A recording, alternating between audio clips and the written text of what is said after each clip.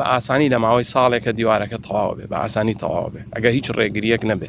زۆنی سێمی کۆرنیشی کەلار دەستی بەکارەکانی کردووە ئەم زۆنە درێژەکەی چەندێکەوە ئێستا لە چەند بەشیا کارەکرێت؟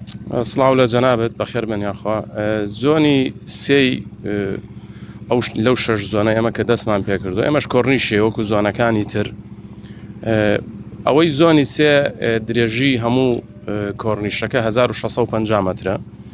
قۆناغی یەکەمان دەست پێکردو ئێستا ئەم قۆناغا 475 مەتری ئامادەیە بۆی ئیشی تیا بکەین. ئەم 475 مەترە پایڵمان تەواو کردووە، ئیشی پایڵ، ئیشی بناغەمان کردو، ئیشی دیواریش 255 مەتر دیوارمان تا ئەم دەقەیە تەواو کردووە وەکو دیواری کۆرنیشەکە. ئەم دیوارە ئەبێتە چی؟ ئەبێتە پاراستنی ناوچەی کۆرنیشەکە کە 120 مەترە پانیەکەی. ئەم 120 مەترە بازرگانی تایە، جادەی 30 مەتری تایە، لەگەڵ باخچەی تایە بۆ ئەوەی بڕوانێتە سەر سیروان، شوێنی ڕاکردنی تایە، شوێنی وەرزشی تایە، شوێنی پاسکیلی تایە و ئەکید ئەو باخچەیەش کافتریا ئەوانیشی تایەبێ. ئەم خزمەت گوزارانە لەخۆ ئەگرێت کە کۆرنیشەکە تەواو بێ. باشە، کۆرنیشەکە قەرارە ماوەی چنێک تەواو بکرێت تا یعنی کەی هاوڵاتیان ئەتوانن سوود لەم کۆرنیشە وەربگرن؟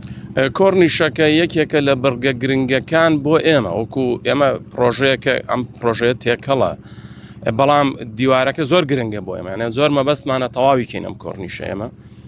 جگە لەوەی ئەچێتە خزمەتی خەڵکەوە پاراستنێکشە بۆ پرۆژەکە. وەکوتم قۆناغی یەکەم 475 مەتری ئامادەیە. بەشەکەی تری ئێستا مەوسمی بارانە، ناتوانین لەبێت سیروان بگوازینەوە، کە سیروانمان گواستەوە، ینی بۆ کۆتایی مەوسمی باران ئینشاءڵڵا دەست پێکەین و تەواو بێت دیوارەکە، لەگەڵ دیوارەکەی بەشەکانی تریشی تەواو بێ ئینشاءڵڵا. و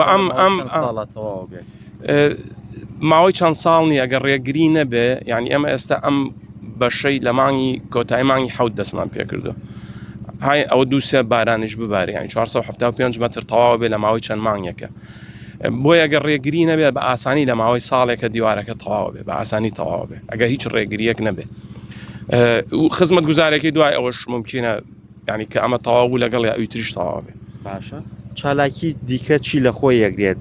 هیچ چالاکیێکی ئاوی و هیچ جۆرە چالاکیێکی دیکان جام درێت لە کۆرنیشەکەیە؟ ئەکید کۆکە ئەمە وتمان کۆرنیش یعنی ئاو ئەبێ هەبێ، ینی کۆرنیشی بێ ئاو نابێ. ئەکید ئەو کاتە ئاستی ئاو بەرزەکرێتەوە بۆی چالاکی ئاوی تیاابێ. چالاکی ئاویش خۆی ئەگرێتەوە لە چی؟ بۆ نمونە ئەم جێتسکی و بەلەم و ئەو شتان ئەکرێت بەکار بێ.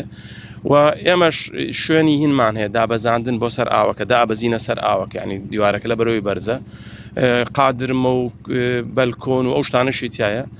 ئەکید هەندێک چالاکی تریشی تیا ئەبێ دوایی کە دروستە بێ ئەبێنرێ، چۆنەچێتە خزمەتی خەڵکەوە بۆ ئەو کاتە، ینی هەرچی فعالیاتێکە بێ ئەکرێ لێرە بکرێ.